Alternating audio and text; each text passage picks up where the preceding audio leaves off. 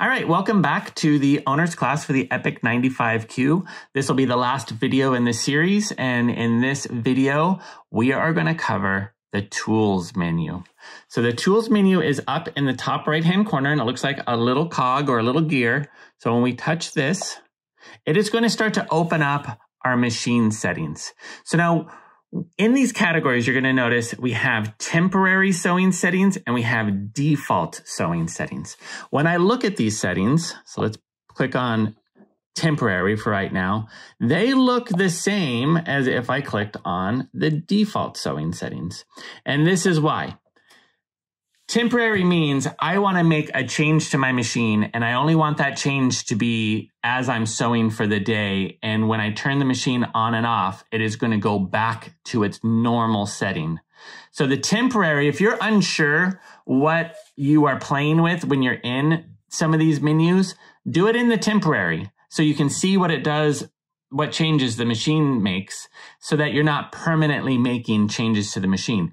If you do have a change that you know you're confident in and you want to make that a permanent change until you go back and change it again, then we're going to make the changes in the default setting. So let's go through some of these settings. So again, the default will be a permanent until you go back. So it doesn't matter if you turn the machine on and off, it's going to permanently stay off until you go change this.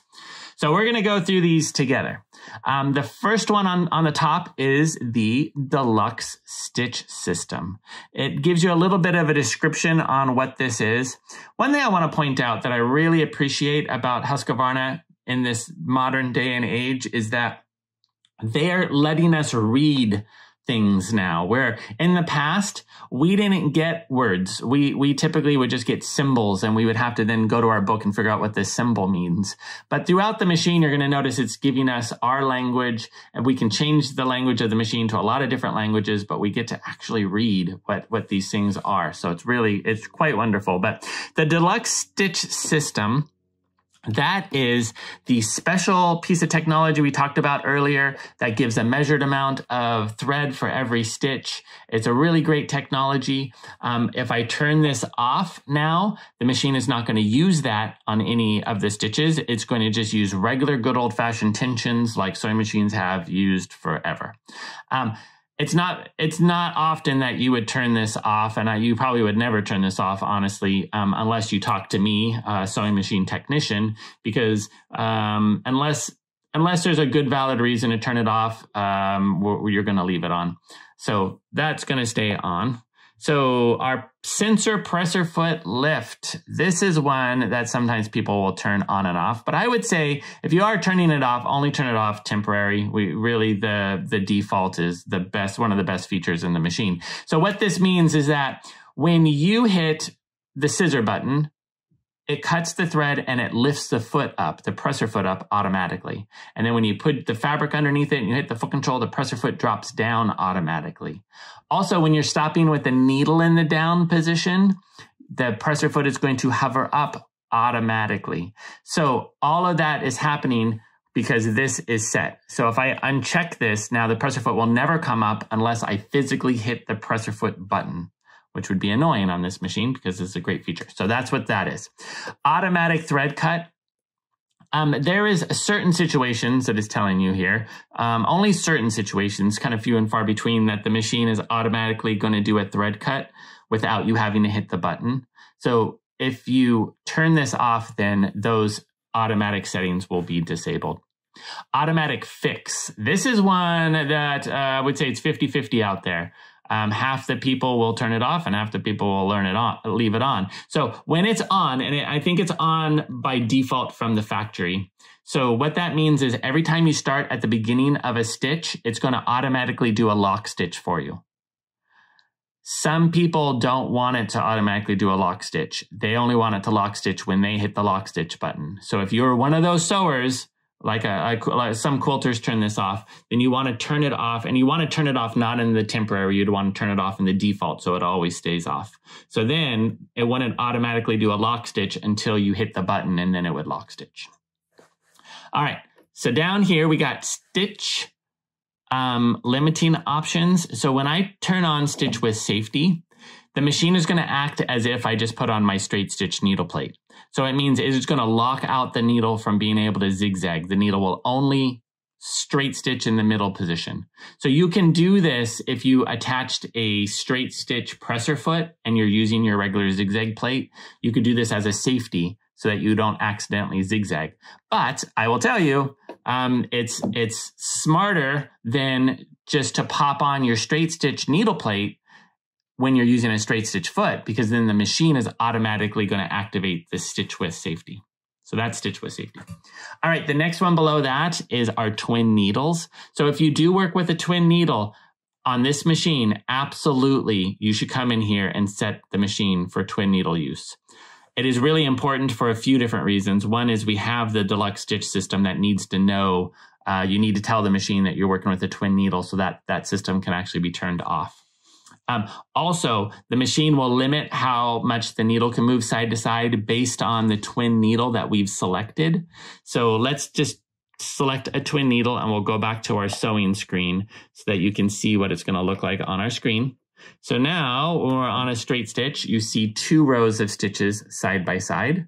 And in any stitch that we select, you're going to start seeing 2 next to each other, showing you again visually that that's the kind of stitch and that's what it's going to look like working with a twin needle. The great thing with setting it though, turning on the twin needle function, is now it gives you the freedom to start playing with other stitches. These are things we would never have done in the past because it would be too hard to dial in a machine to not break the twin needle by zigzagging too much. But now by telling the machine exactly what twin needle we have in there, we can do all kinds of creative things with twin needles.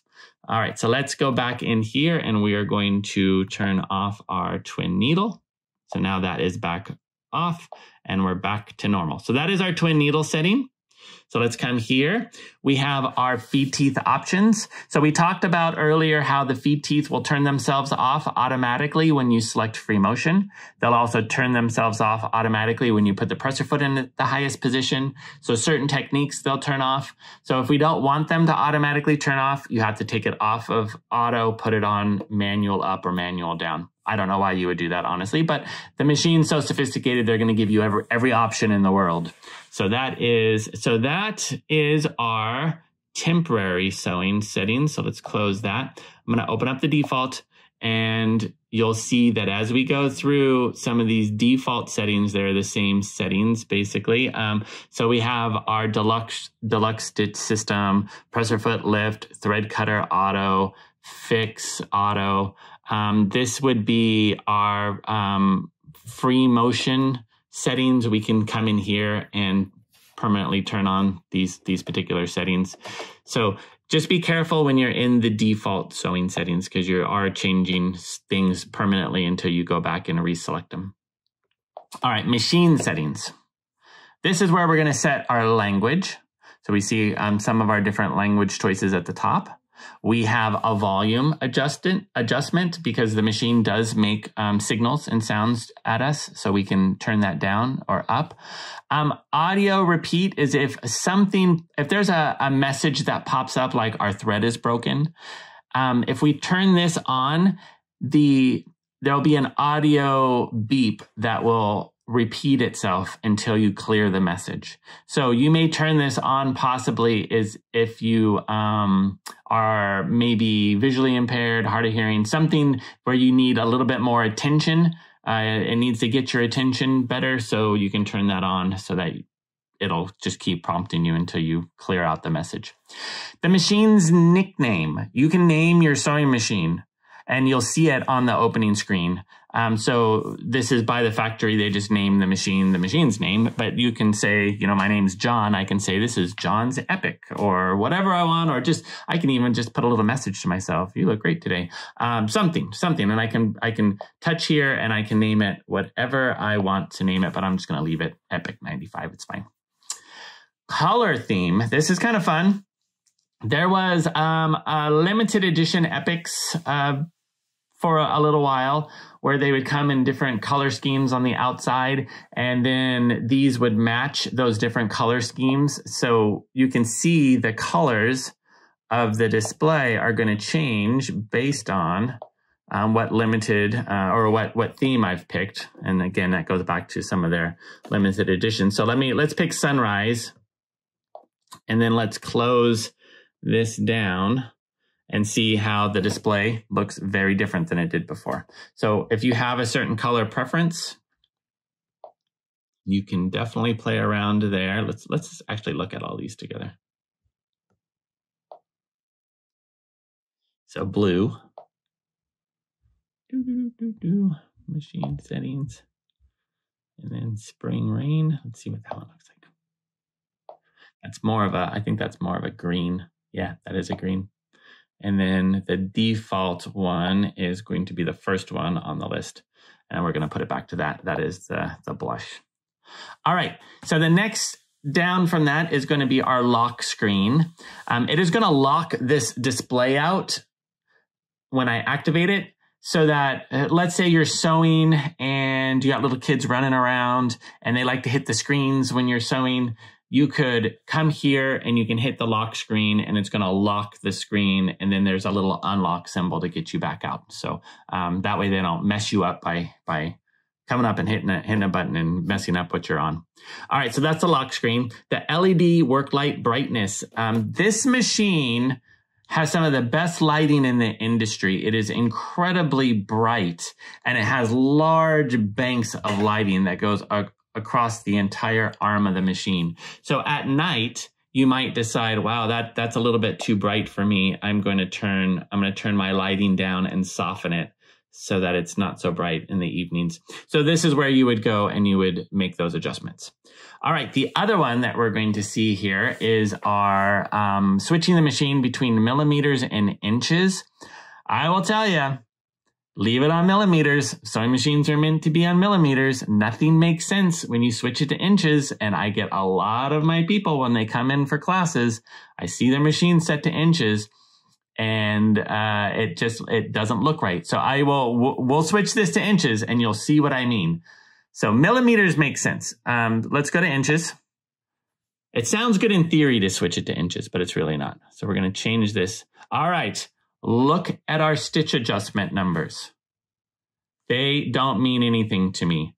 What is 0.315 of an inch? That's our width. I don't know what that means.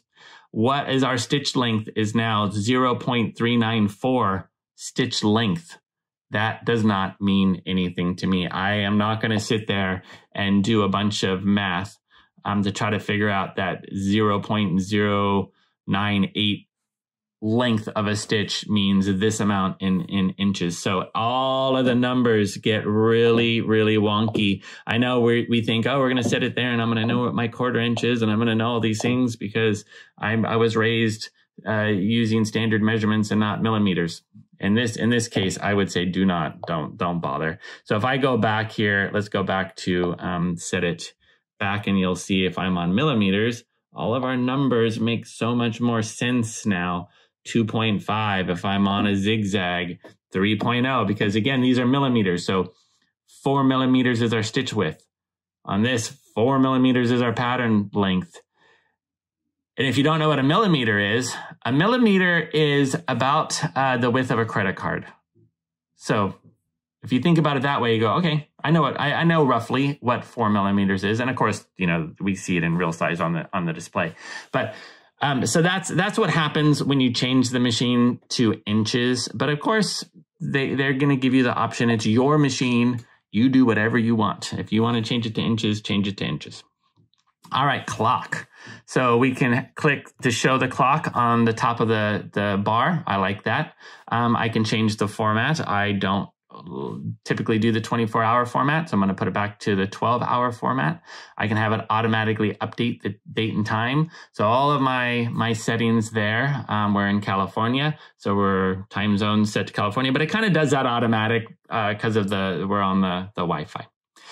Usage. This is a timer that can keep track of how long we're sewing.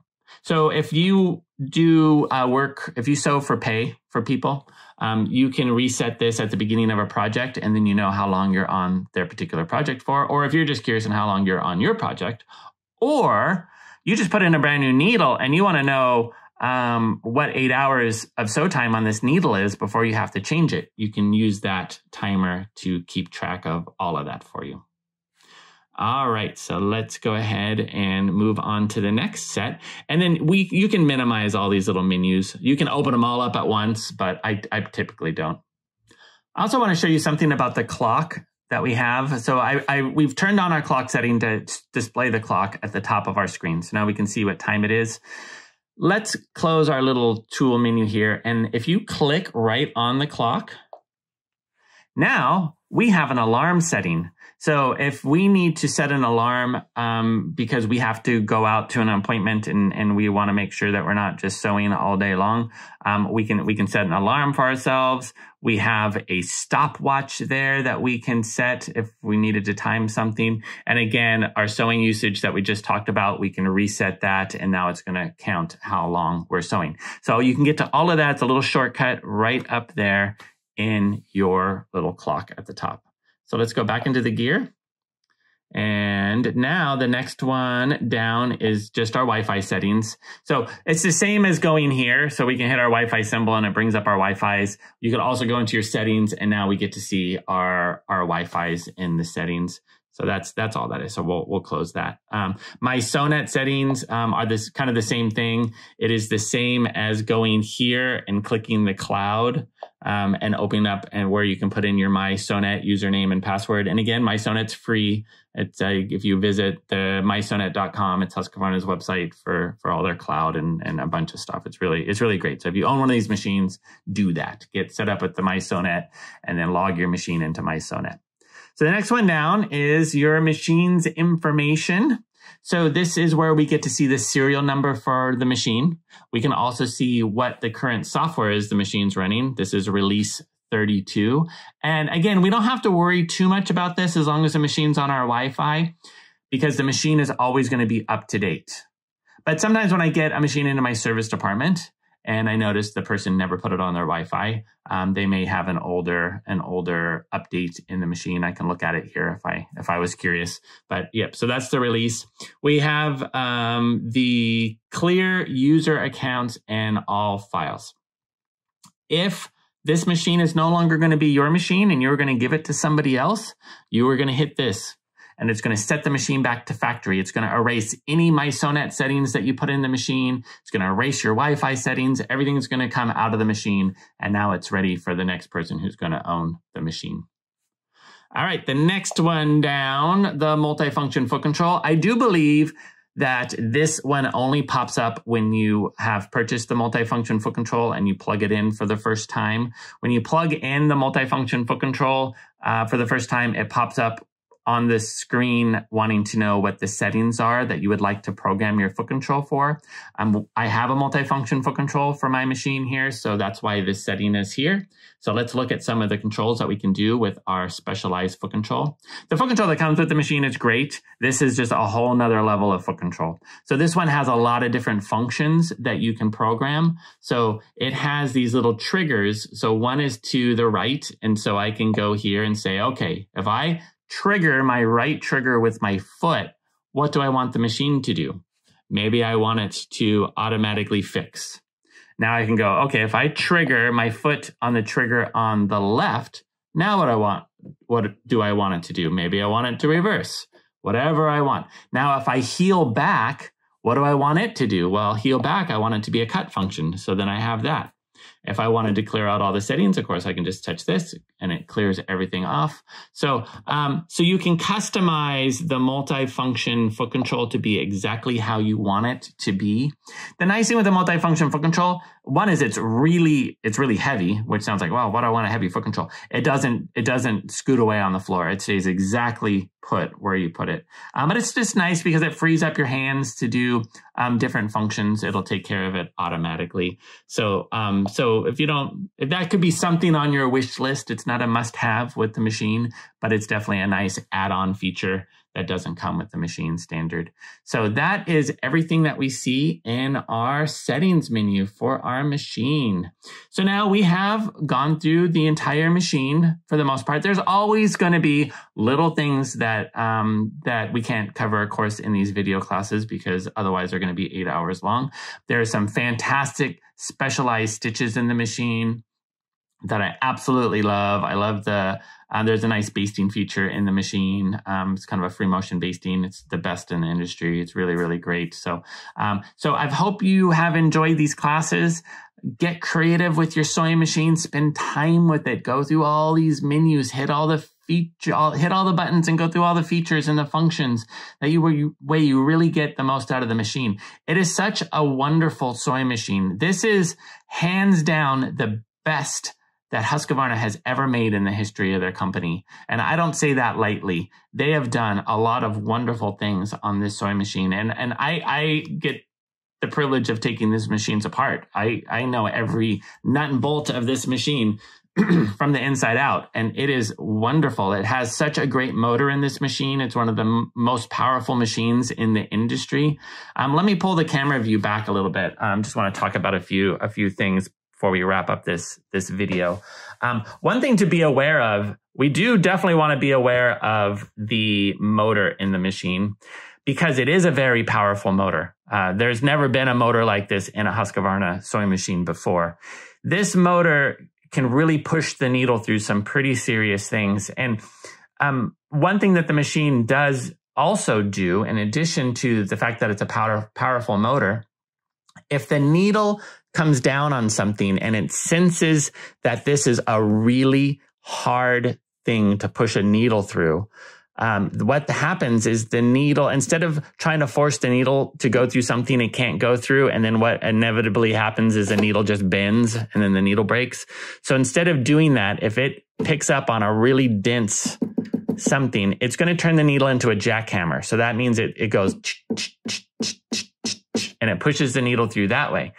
In doing that, it means it can push the needle through things that needles normally can't go through without breaking the needle, because by doing little bursts, it's not going to cause the needle to bend. But the other side of that, if you get something underneath the needle that is not fabric, we've had people sew through rulers, really thick rulers. I've seen all kinds of crazy things because, again, this machine is extremely powerful. So just keep that in the back of your mind. Be careful, because if it does hit something really hard, it's going to try to push that needle through it. So that's one. The other thing, it's a big machine, which I really appreciate. It's large, but it's not so large that you can't move it around and carry it. The way the frame is designed is really great, so that it's not, 50 pounds. It's a reasonable weight to carry around. I don't have the weight on the top of my head, but it's not crazy. The other thing that I really appreciate, look how high it is here. Machines don't go this high here. I can put my entire hand in here like this. Having this extra height here is really great when I'm putting on attachments, when I'm trying to work with my foot, when I'm turning my walking foot on and off.